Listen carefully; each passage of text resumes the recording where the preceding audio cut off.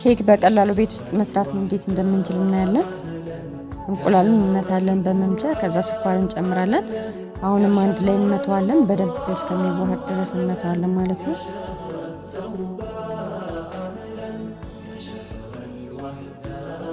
ከዛ ቫኒላ ፓውደሩን እንጨምራለን።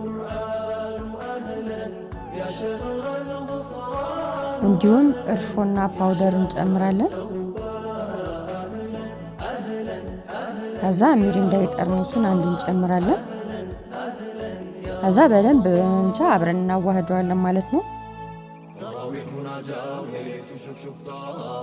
ከዛ አንድ የሻይ ብርጭቆ ሙሉ ዘይት እንጨምራለን። ወተት ደግሞ 2 የሻይ ብርጭቆ እንጨምራለን። እሱንም አንድ ላይ እናዋህደዋለን። ከዛ የሚበቃንን ዱቄት ያህል እንጨምርና አሁንም አንድ ላይ በመምቻ እናዋህደዋለን ማለት ነው።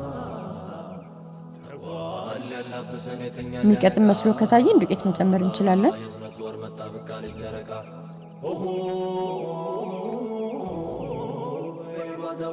ከዛ የፓትራ ሳህናችንን ዘይትና በደንብ ዱቄት አድርገን እንዳይዝብን ሊጡን እንጨምረዋለን።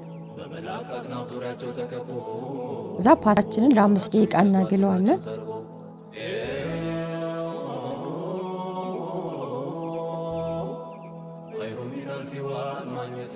ለ30 ደቂቃ በ180 ዲግሪ እናበስለዋለን ማለት ነው።